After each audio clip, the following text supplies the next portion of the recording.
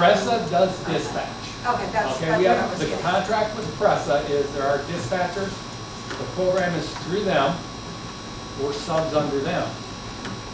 Well, But it's our drivers and our buses. it's our drivers, That's all it is, we're just subcontractors, our buses, pretty much. and then the contract with Pressa, That's not the there's whole a separate contract with Pressa, and I think right now it's $225 per bus per day. Yes. Okay, that's in addition to mobility management. Well, mobility management, VIA realizes it takes money to run the program. We can have 50 employees working here at the senior center, but only 2 are involved in mobility management. While where it benefits us, we have 2 full-time employees working here running the center and 2 full-time employees that are doing mobility management. And since they're one and the same, we're able to receive non-restricted funds and reimbursements from 2 different entities.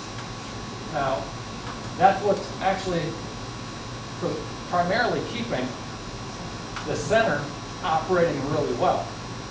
And the optimization of these contracts, it started in 2016 when Norma started getting maintenance reimbursed.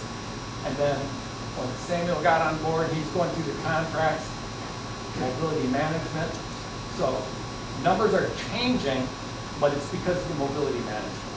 And, In other words, it's an opportunity for us to be having some more income coming in, and the thing of it is, right? the reason I bring it up is the board member, now you need to think about vision and direction, how we can grow the center here. Programs and services, because, but anything that we grow and do, that's what we want to do fundraising for. Because as we build here, now, and over the next couple of years, I would recommend that a reserve contingency fund, there used to be one of approximately $25,000, but until all these contracts got optimized, a lot of the contingency fund had been used up. A few years ago, the center was on real hard times, and it's turning around now. But, I'm looking at, y'all start putting on your brain caps, and where do we want to go? Because this program's going to give opportunity for a little leeway and flexibility to provide better services. And then, we may need to hire people down the road to do additional stuff. But that's what y'all have to come up with. That's totally outside of transportation. Thank you. Thank you, sir. Thank you, Roger.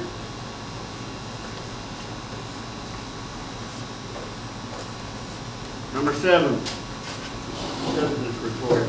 I really don't have much to say, really. What? Maybe I just said it all, okay. But I am hoping powers that be medical can come up with a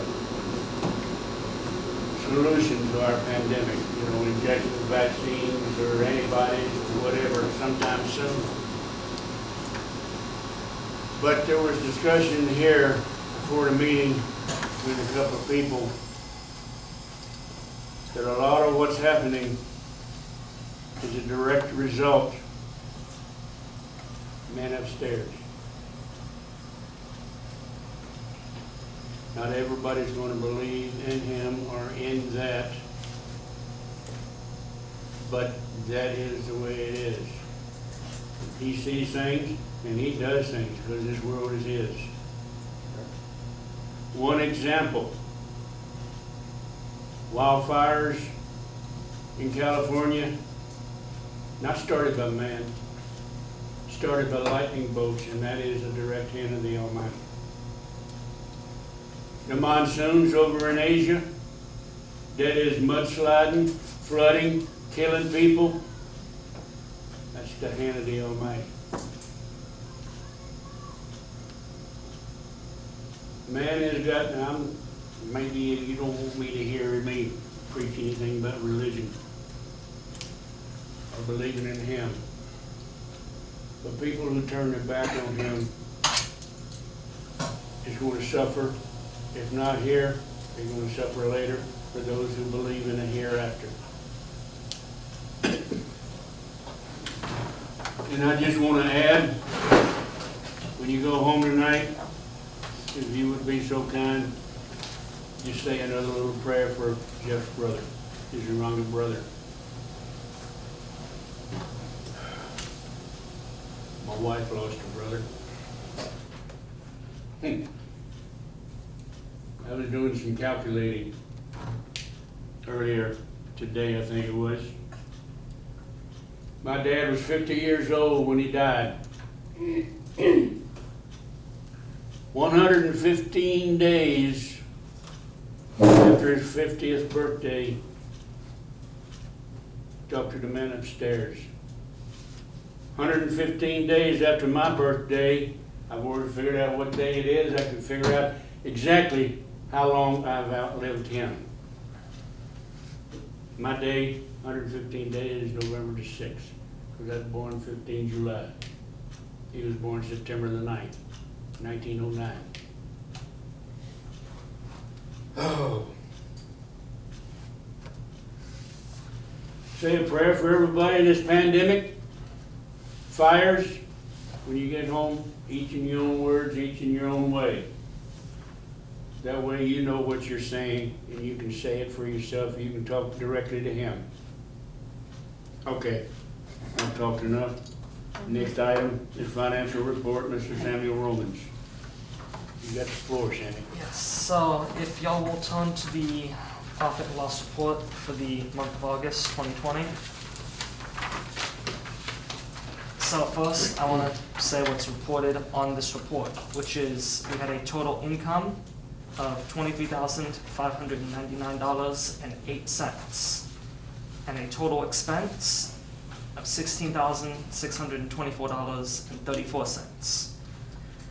However, this report still is not complete because the mail must not be getting to us, and we never got a bill for CPS, and I didn't get emailed a bill for Christian Senior Services. However, if you estimate that CPS is about $1,200, which is, high, but it's about what we pay during, hot months. And if you also anticipate about $1,000 from Christian Senior Services, again, plus or minus, $80, but it's in that ballpark, we would still be at around $4,700 in net income. That's on the plus side. Yes.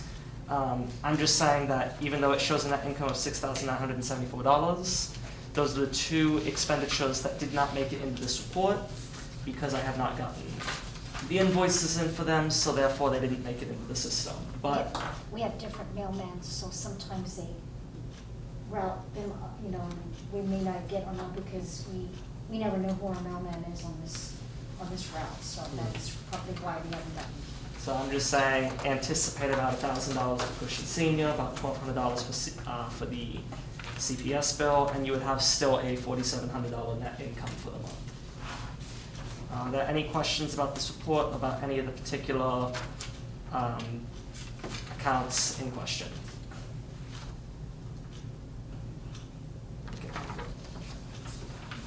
Okay, next item.